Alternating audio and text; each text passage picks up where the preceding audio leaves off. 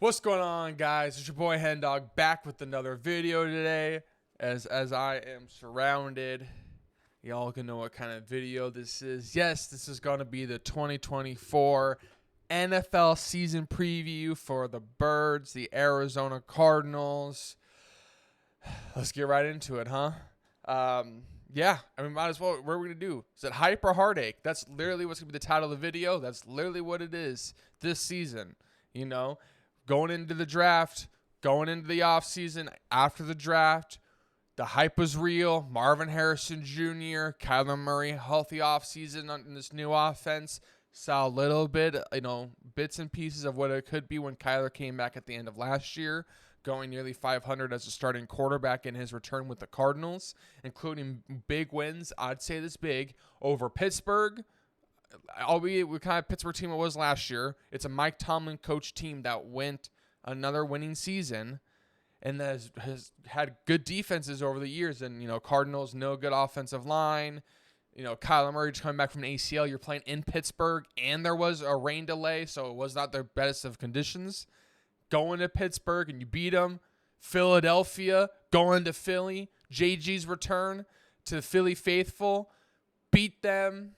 Sorry, Jalen. I'm a big fan of Jalen Hurts, and so sorry I gotta do that to you. But win's a win, obviously, and coming into this year, building off of that kind of momentum, were we wondering, could this be a wild card team?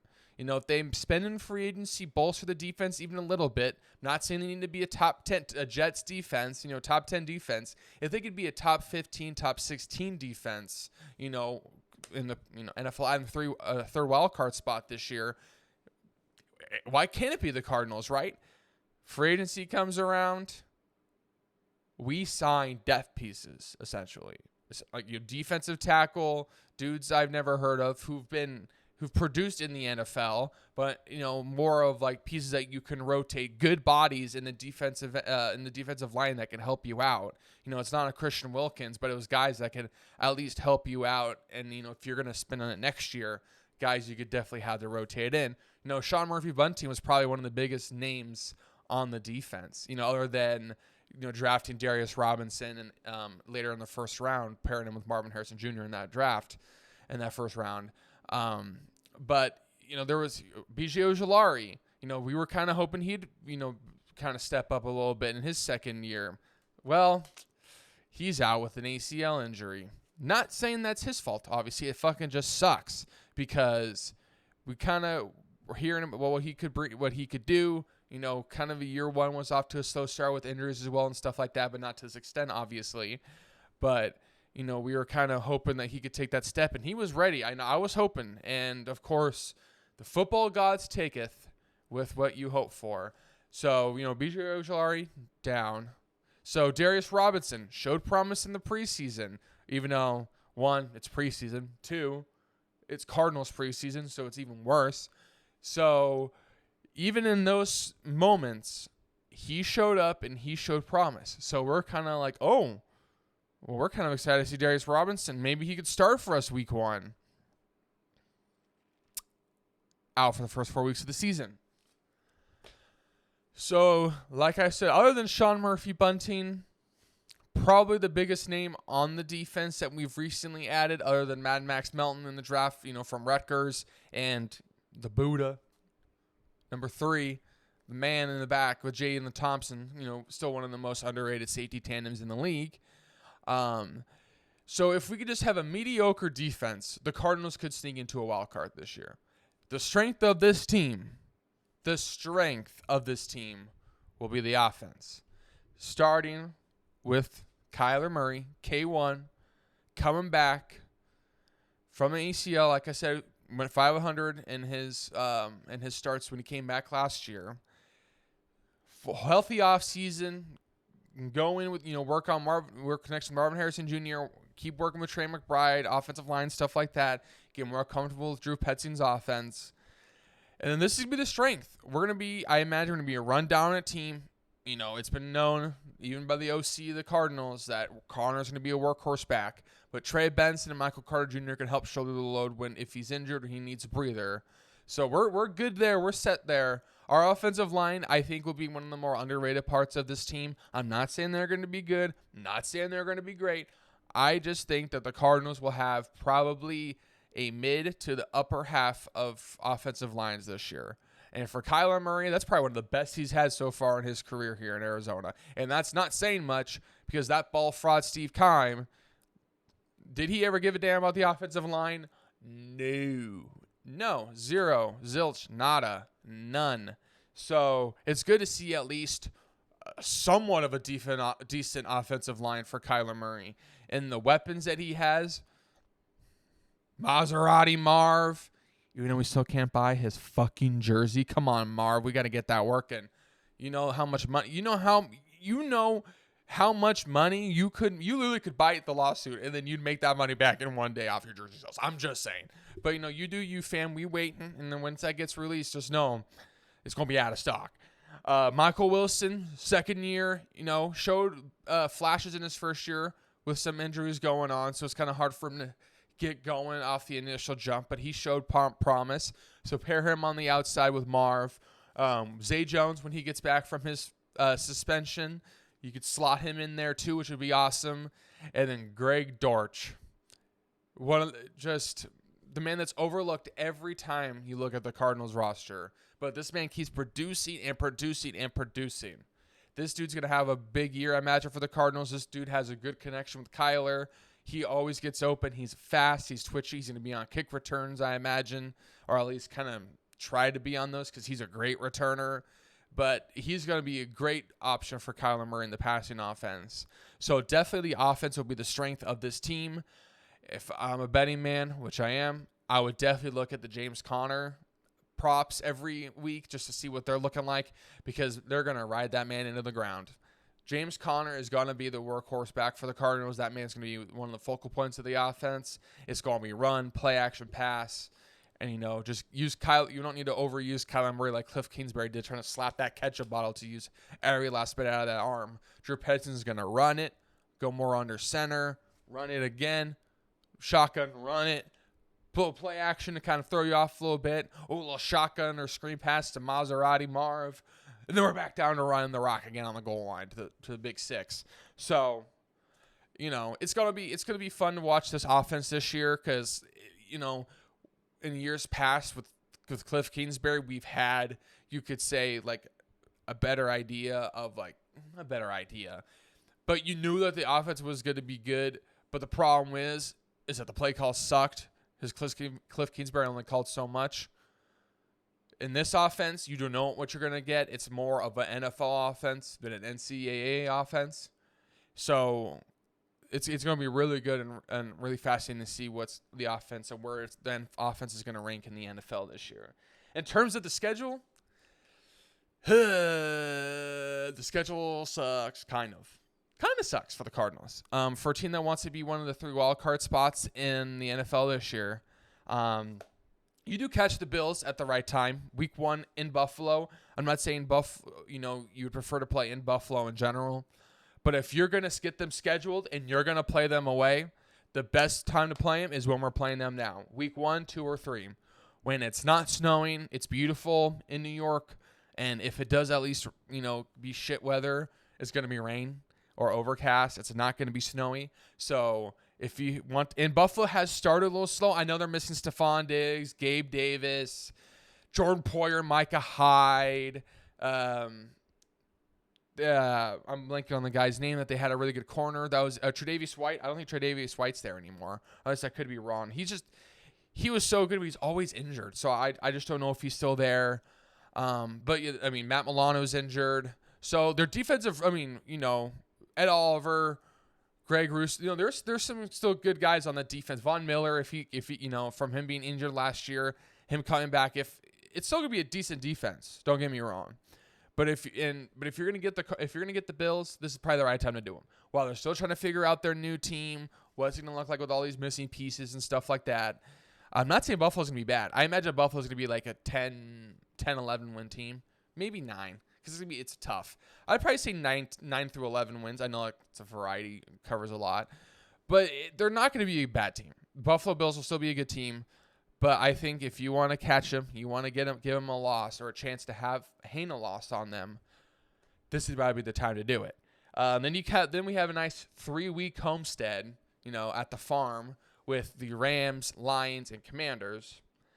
My hope is we go 2-1 in those 3 games, with the one loss being, as you can probably guess, one of my picks to represent the NFC this year, because I'm hoping, because it's Detroit, we'd love to see a new team in there. Detroit Lions. I imagine we're going to lose to Detroit. How the hell are you going to stop that team? I don't know. With the mediocre defense, I don't know. Good luck. And their defense is I imagine, going to be one of the more improved sides of the ball this year in the NFL. Their defense was all right last year, but they made some good additions in free agency and the draft, with adding some cornerback help. Like Terry and Arnold was one of the choices there. No, we're going to lose to Detroit. Probably going to lose by double digits, if I had to guess. Just because they score. And if you got to catch up, that defense is going to get you. Rams, Hall of Famer gone. Matthew Stafford, aging more. Cooper Kupp, aging more. Puka Nacua, second year, struggling with some injuries right now. Kyron Williams, could he do it? Could he replicate his success again? Or was that a fluke? We don't know. They lost Raheem Morris on the defensive side of the football in terms of coaching. I'm hoping we beat the Rams. I honestly think it'll be a split this year with the Rams. Sean McVay has our number usually, but I think this year, especially as early as we're catching them, again, talking about how early we're playing these teams, I think we'll beat the Rams. I think we have a good enough offense now, while they have a worse enough defense, to where we can finally capitalize on that. Where we didn't capitalize when Aaron Donald got subbed out just for a breather, which didn't happen much. But literally, when you would watch in previous years when Sean McVay and Aaron Donald ran State Farm Stadium, you would see literally the only time the Cardinals did anything worthwhile on offense was when Aaron Donald was getting a breather. So he's having a breather right now for hopefully the rest of his career. Supposedly he might come back out of retirement, which would make sense because, the dude looks still like an absolute stud. But I don't want him to come back, because then guess what that means? Cardinals ain't going to do shit in the NFC West. So please stay happily retired, Aaron Donald. But if you come back, please go to the AFC. Please don't come back to the NFC West. Excuse me. Anyways. So yeah, Rams, hopefully we beat them week 2. Week 3, Lions, going to lose. Week 4, the Commanders. It's not necessarily the Commanders themselves. It's more because of Jaden Daniels coming back to the basin, or the valley, is we call it. But so it's argued that's more of a basin. But comes back to the valley, to the state of Arizona, where he played 2 or 3 years at Arizona State, which was, let's just say in this state, was a really big deal in both good and bad. Showed promise freshman year, and showed promise his first year or so here. Going to Michigan State, outdoing Justin Herbert in Oregon. He showed so much promise. We were talking about Heisman's. Could ASU finally get a Heisman? ASU football, could it be back again? Hopefully, we're praying. And Herm Edwards and Ray Anderson fucked it up. Thanks, Herm, piece of shit. And Ray Anderson, you other bald fraud. Literally, we got fucked. Herm Edwards gets literally suspended, and he gets ASU suspended. Ray Anderson gets canned. Jaden Daniels goes to LSU. And now he's known for being more of a Tiger than a Sun Devil, all because of Herm and Ray Anderson. So why nice things can't last in Arizona forever, right? So that's where the intrigue is going to come, I imagine, for Arizona Cardinals and Arizona fans in general. Not necessarily just the Commanders coming to town. Really, if it was any other quarterback, I would like Sam Howell. I personally like Sam Howell. But if it was any other quarterback, I'd already just said the Cardinals will win this game. But as being from Arizona and being an Arizona Cardinals team at home, not if it's in Washington winning that match. The media would say it, but now with it being in the farm, Jaden Daniels coming back, that's going to be one of the main talking points that week for week 4 is him going back because of all the things that happened at ASU and what were wrong, stuff like that. And we're all going to relive what could have been and stuff like that, because if you look at it, at one point, Arizona State had the likes of Jaden Daniels, N'Keal Harry, which, let's laugh at now. I honestly thought he would be a good NFL wide receiver. I honestly think he just ended up going to the wrong situation. He just didn't go to the right team, unfortunately. But he was a great college wide receiver, which has happened enough times where guys have showed out in the college, just didn't turn out in the NFL.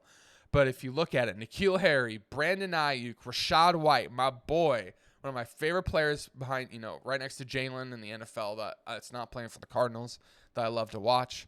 Rachaad White, Brandon Ayuk, N'Keal Harry, Jaden Daniels, and the list just goes on of these players that were here under Herm Edwards that could have been literally, you give us Bill O'Brien, literally Arizona. I bet you those players would have stayed, other than Brandon Ayuk, because Brandon Ayuk graduated.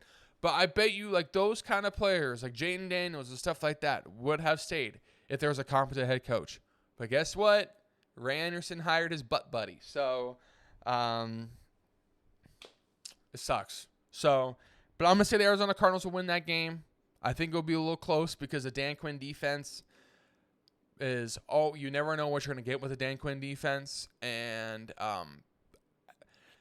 Washington lost a lot of defense. Like at one point, Washington had one of the best defensive lines in football. But yet, Ron Rivera and the old Washington regime, don't know how to use good pieces. To be fair, like Steve Keim and shit. So they traded away Chase Young and stuff like that, and I think Payne is the only one left on that defensive line that's still there. So they still have a decent defense. You don't know what Dan Quinn's going to do with them, but I expect the Arizona Cardinals to win that game. And then the Cardinals go on a away trip to San Francisco. Yay, that's a loss. I'm not going to spend much time on that one. That's an L. The Cardinals, was it last year or the year before? I think it might have been last year. No, I was going to say I think they were up at one point, but I think that might have been when Cliff Kingsbury was coach. But no, Niners are going to beat them in San Francisco. Sorry.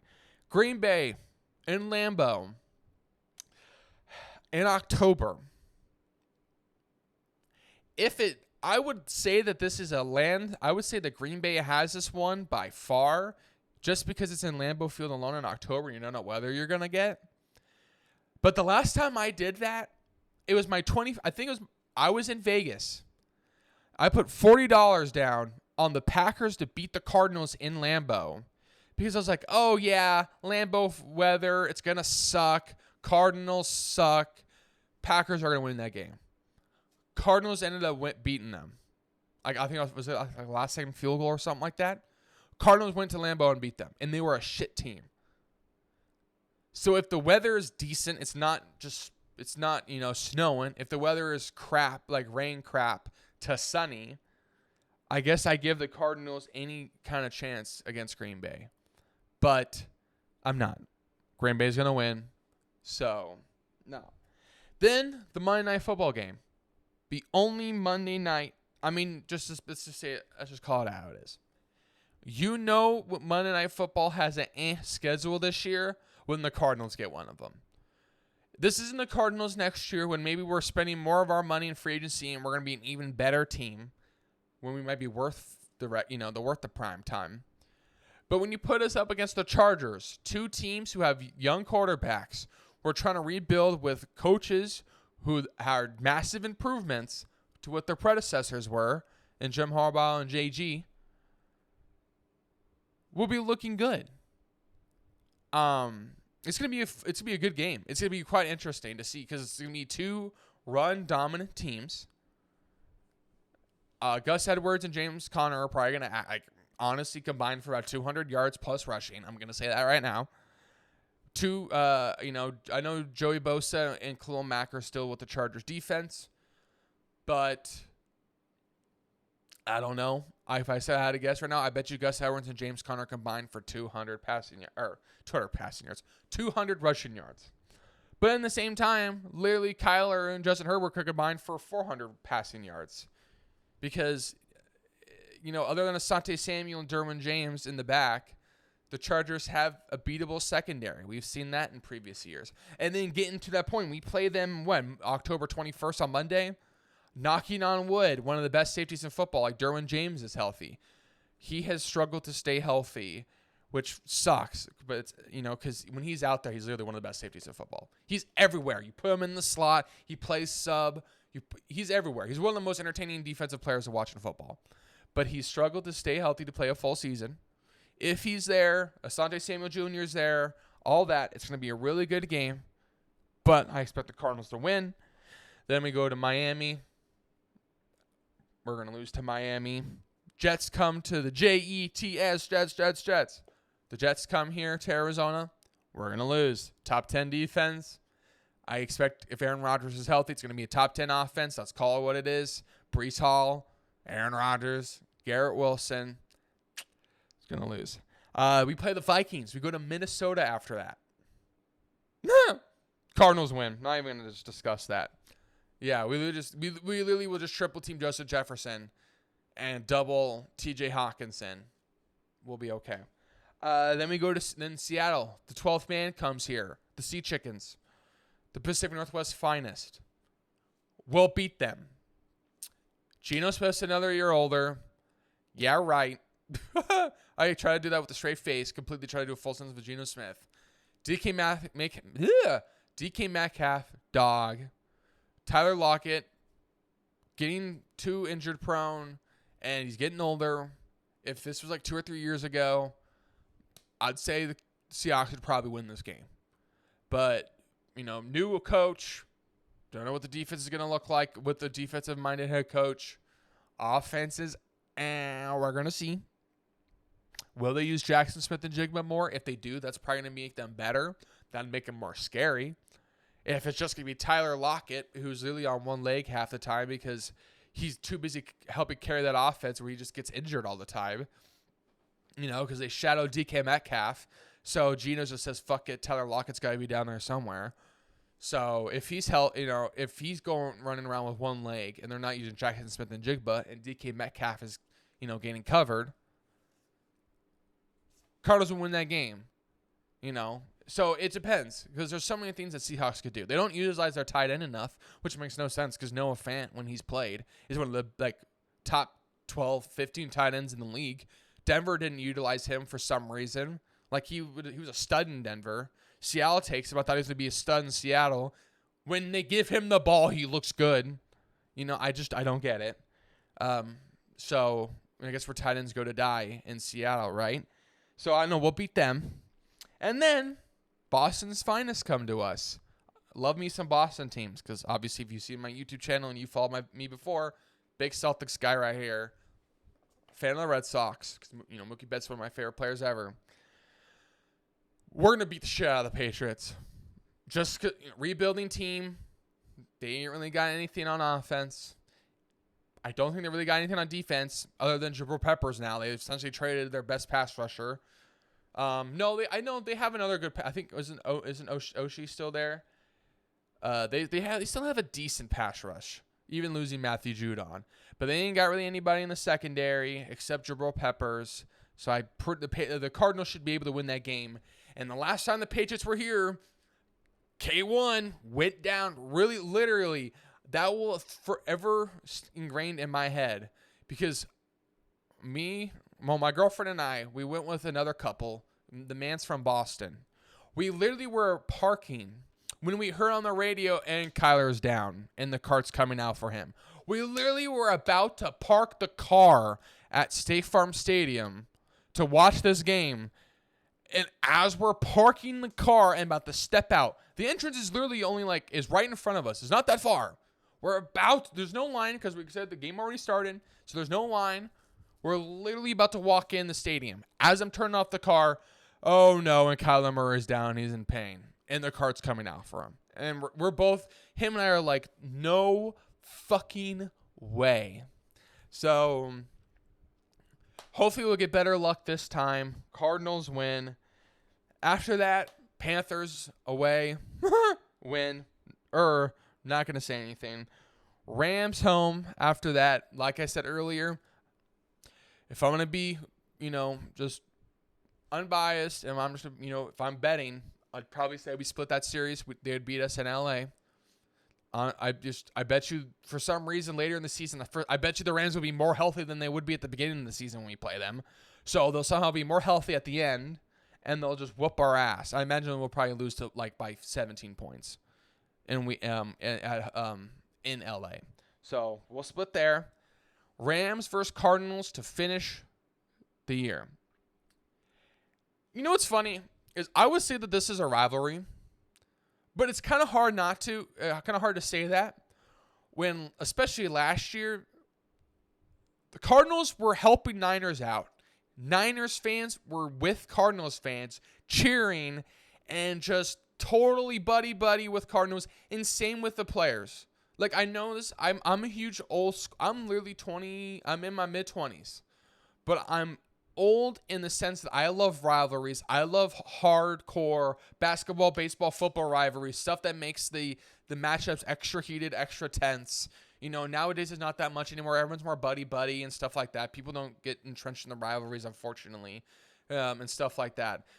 But, like, we want to beat them, but it's not like I hate them anymore.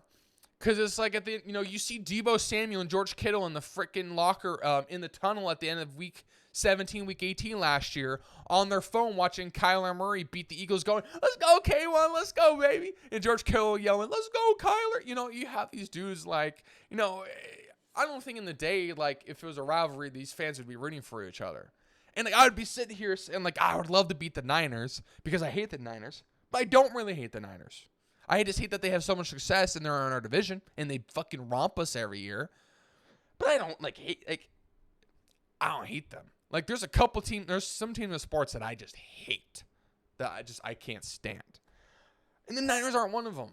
I just want to beat them really badly because I'm tired of them beating us. So I'm going to say that I think we'll beat them. I'm just going to say right now, either the Cardinals have nothing to play for or the Niners have nothing to play for.